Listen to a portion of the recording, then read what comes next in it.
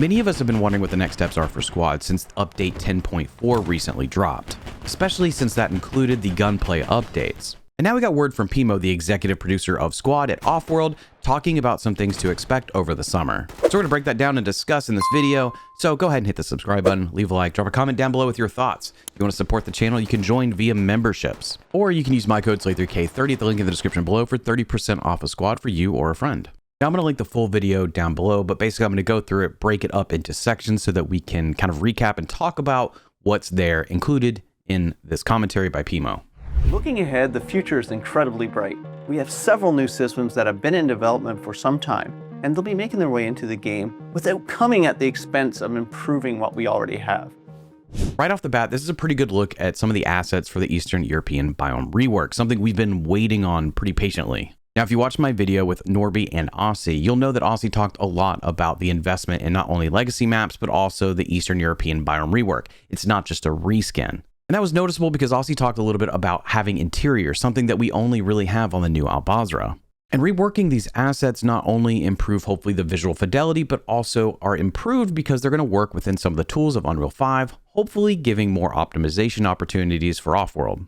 These all look very good, and it's exciting to see these in combination with some of the images of vegetation I shared in that interview. And I'm hoping at some point we get to see all of these elements sort of combined in some sort of teaser image. Now, Pimo also references some new systems coming to the game. Let's hear what he has to say, or what he lists off as these new systems. For example, we have the party system arriving this summer, clans coming in the fall, and of course, a new map. Now, the first two things mentioned there would be the party system arriving this summer, followed by the clan system arriving in the fall. But my thought based on other games is that the party system will likely allow you to join servers as a group. And I'm taking that off of the fact that we have the friend system, which allows you to join a friend in a particular server. Now, what if you could have 3 or 4 friends all jump into a specific server? I'm not sure how that's going to work with queues. I assume it's just going to put everybody in a line. There's also team balancing just in terms of player count on either side, which may be a tricky thing to get around. I would assume that the idea here is to reduce how many individuals are searching through the server browser when playing together and make it so that you could party up, one person finds the server, and then you're all joining that server. Now, the clan system is something we've seen in other games, and it's probably something where you can start to build your community within Squad, maybe start to differentiate your community from others in Squad. But I do think it'd be really cool to see this tie in some form of stats. Could there be opportunities to pit communities against each other when it comes to completing fire team missions or doing something in servers?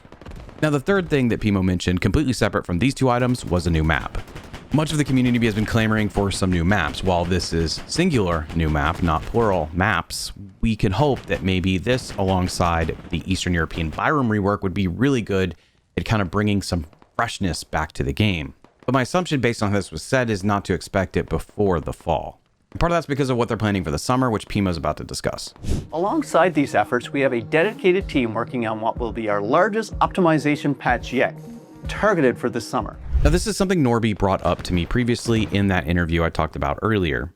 A future patch coming after 10.4 was going to focus on optimization. Now, what I understood from the interview is that there's some pipeline stuff. When 10.4 released with Unreal 5.7, that was kind of shifting the pipeline forward to the client side, the client branch. So the development branch and everything like that are now more seamless, I guess is the best way to put it. And they can start utilizing those tools and delivering some of the things that they've been hoping to deliver that should optimize the game further. And a lot of the team's focus has been on memory optimization, an area that they really wanted to focus on, especially when it comes to like VRAM.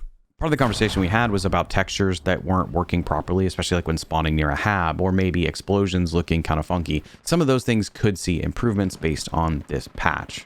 And in 10.4, we saw some basic map improvements for a set of maps, and I'm hoping that we'll continue to see that maybe with this optimization patch, like another set of maps added to that list. And then I think there's going to be further adjustments later. We formed a new group focused specifically on the core game experience and community feedback. This community development team has already delivered meaningful improvements and continues to push forward with initiatives like infantry combat updates, future suppression reworks, and exploration of features like pipscope, among many others. For those of you that feel like suppression is pretty much the same as it's always been, that is true because it hasn't changed yet. As you can see, it's a work in progress element. I would imagine you'll start to hear about testing happening at some point. Maybe there will be a public playtest too that will allow us to get a little bit of a sneak peek at adjustments to suppression. But suppression was a part of the gunplay adjustments. It just hasn't been implemented yet, nor has it been fully fleshed out, I would assume. Otherwise, it does seem like the community development team has been pretty effective in fixing or updating some things that are long-standing problems or bugs. Now, the one thing we haven't seen in a little while would be an updated roadmap, which Pimo addresses in this next segment. As for the longer-term roadmap, we're planning to update our public roadmap in May. To be very transparent, there will be tough changes. Our direction moving forward is to take a closer look at everything currently in the game. Now, real quick, I'm going to pause there on the video because I'm not sure what he means by tough changes. Does that mean it's negatively going to affect us or them? I'm wondering if tough changes just means that they're going to have very difficult things to work on or difficult decisions to make improvements to the game. I could be way off. I'm just struggling on how to interpret that, but I do see that they want to have a roadmap out this month, which I think would be good to give people a little bit of a sense of direction for the game moving forward.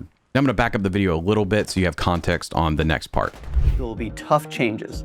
Our direction moving forward is to take a closer look at everything currently in the game, fixing long-standing bugs, art optimizations, identifying opportunities to improve, enhance, and evolve existing modes, factions, and maps, while also responding more quickly and effectively to community feedback. So let's look at this image. We have two things that I want to reference here specifically, and that's bug fixes and community feedback. These are two things that just are hand in hand with each other.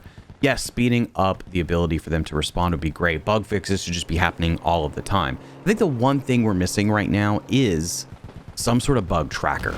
And the reason I bring this up is because I was recently running into bugs and there was stuff that the people around me knew about that I just hadn't encountered yet.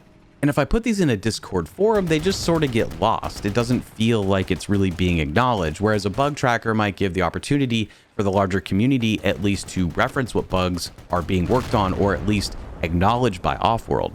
I realize this may be a tall task to have it available to everyone in the community constantly adding bugs. It may get overwhelming. But maybe the testers could at least have it, but the general public could at least see progress or what bugs were being worked on, acknowledged. Maybe there's an upvote system for bugs that are affecting more people.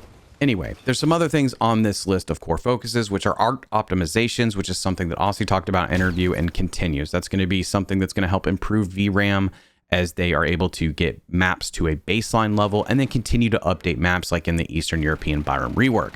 Faction improvements is kind of interesting. I'm not sure what that's necessarily including. I hope that some artwork for older assets in game get updated to more newer standards that we're seeing with some of the more recent factions like Ukraine. Otherwise, map and faction improvements seems kind of vague. But there is a mention of mode improvements, which I hope means that there's going to be improvements to game modes, more specifically.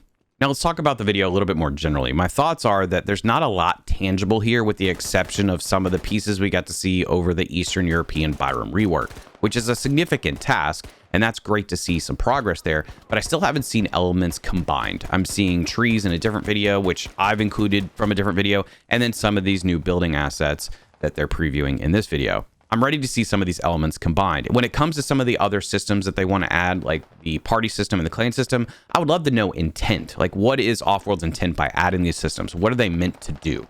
I know the community development team is there, and I know they've been hard at work on game fixes, gameplay adjustments, all of that stuff. That was formed in the fall. We already know about that. But I'd love to have more detail around what map and faction improvements are besides just a bullet point on a list. Can I have a sketch or a storyboard or some image of what the new map is going to be? Like, Pimo, if you're going to take time out of your day to do this video, can I just get a couple images? Just a couple more? Like, if you're going to talk about the party system, can you at least give me the intent behind it? Maybe the clan system. Like, what is some cool feature that you guys want to add to the clan system that you know you're going to add? I guess what I'm asking for is, what is the intent? What is the vision for these next steps for Squad? Like I said, communication is great. I just want more substance. And this is why I think doing interviews like the one I've done with Norby, the one I've done more recently with Norby and Aussie are very helpful for the community, because while it's very tech heavy, you get a better understanding as to what's being worked on, what's being done, some of the challenges. And I think that's very revealing. Anyway, that's kind of my 2 cents. I don't think it's really meant to be a rant as much as it's just like, I want to take these opportunities to really do something that feels impactful, more so than just listing more things. I probably could have just said that last thing the past 5 or so seconds, and you guys would have had a pretty solid idea of what I meant, and that would have saved me a little bit of time. But if you enjoyed the video and you enjoy updates on Squad, you should hit the subscribe button. You can go down in the comments below and let me know your thoughts, or you can join the Discord to continue the conversation. Of course, if you want to support the channel, don't forget, you can become a member now, and that's super helpful for me and the channel's growth. With that said, hope you enjoyed the video. Take care. Catch you next time.